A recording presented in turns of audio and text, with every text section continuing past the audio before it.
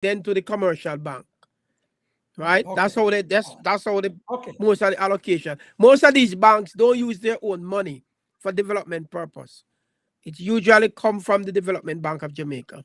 So the report I'm seeing is in 2022, it was 146 million. Dismal. It's the lowest it has ever been. Right? And I'm saying that if you just walk around Jamaica, you see the amount of land that are empty. No, it's just bare land, right? Years and years we've been And talking about years that. and It's apparently has got right. worse. And because over the last 20 years, we lost about maybe 100 big farms, nearly 100, medium to large farms, right across. And I don't even mention the sugar industry yet, the closure of the sugar farms, because it's like everything is going to a crash. And where we are now, we need, Give us your remedy now, Mr. Patrick. Give us your well, remedy. there's always, well, one of the first thing government has to do, and I spoke to the minister about it, is an agricultural census. We need to know what is on the ground. The last census was done in 2006. Imagine that. 2006, the last census. So the data that the Ministry of Agriculture is working with now is what, 13, 14 years old? Right? A Desmond, little do the bit more maths for than me. that. Eh? A little bit more than that if it's Right. 2006 or 17. Right. Yes. So I'm saying, how can we be looking at smart agriculture or the face of agriculture, and we are working with outdated data? It can't work. So every time we talk about it, we will be referred back to the Statistical Institute of Jamaica. And as you know, there are a bunch of jokers, because even the population census, which is a straightforward census, they can't even do it. I can't finish It's it. 3 All right. years So behind. your point rests on the fact that you are suggesting that the amount of money being allocated to agriculture, not the amount of money being allocated to agriculture is No, too low. I'm saying the investment is low. In agriculture, Yes, it's too low. It is not sufficient to grow the sector, and but it's not agriculture alone. It's not sufficient to grow it. So we're going to take that on. Right, and that is one of my high point for this week. That the investment in agriculture is weak, and we have to do better on it. I know there are government agencies, like you have an agency known as the Agricultural AIC. They are charged with investment.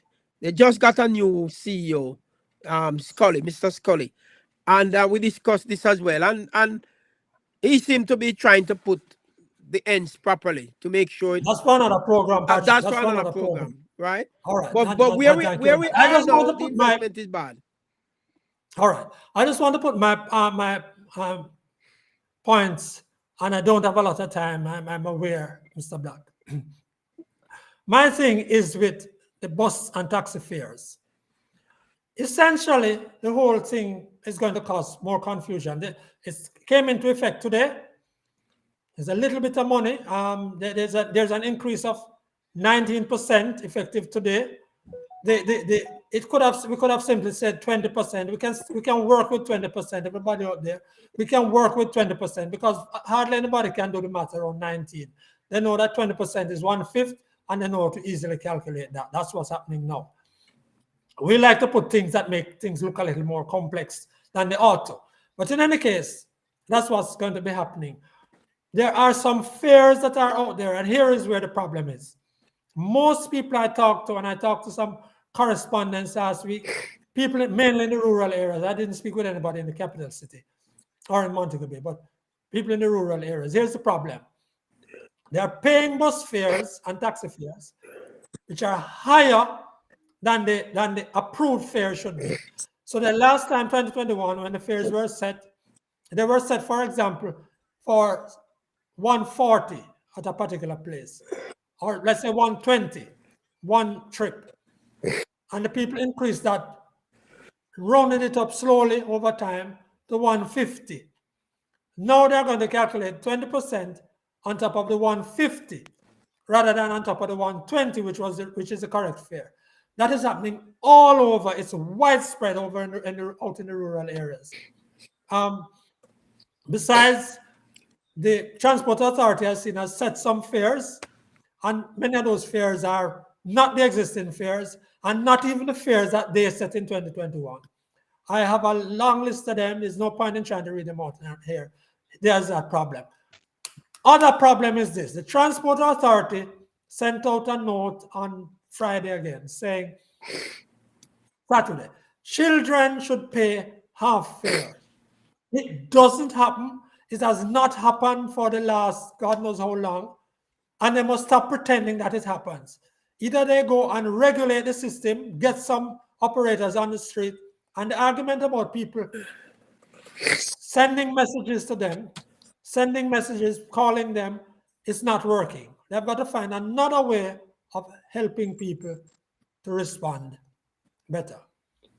Now, for another time, for another podcast, we will get around to the matter of public transport. But believe me, before I ask you two gentlemen on your last words here, we don't have any public transport. We don't have a public transport policy in Jamaica. And if you want productivity, and if you want some amount of order, but if you want to increase your productivity, especially in a poor society like this, a good public transport system will help you. Right, just before we close off now on this podcast, Desmond, your final words in 30 seconds, and Patrick, your final words in 30 seconds. Well, I have to encroach on your last point there. The public transportation system is in confusion because, for example, in the corporate area, taxis run from Rockford to downtown Kingston, from Mountain View to Halfway Tree, from Harborview to downtown Kingston. There is no fare table for those routes. And the reason being, when I inquired, that they are not routes. They are supposed to be. Yes, they are not taxi routes. No taxi should be on them. So, but yes. but taxis. But people take them every day. But taxis run on them daily. And they pretend that is not a route, so they can't set any tables. No. So I don't know what is the fear. What is the fear for those people traveling those routes? And you're talking about hundreds of people. Every day. All right, Patrick. Yeah, well, there's so much negativity to go around. There's so much in Jamaica. It's always something hypey, But I want to focus on the fact that if we really want to drive the economy, we have to push investment. And I see where we have a new investment minister. Seem to be very young and vibrant. I just hope that Senator Auburn Hill. Yes, Senator Auburn. I just hope that most of the idea that he's putting forward will bear some fruits. But I'm really concerned about investment in agriculture. And I'm looking for, because if we're gonna grow the economy, and a lot of the problem we're having is because the economy is really not growing. And I'm not saying we have achieved some little growth over the years, but overall we are stagnant. And so I think the effort and the energy should be on growing the economy.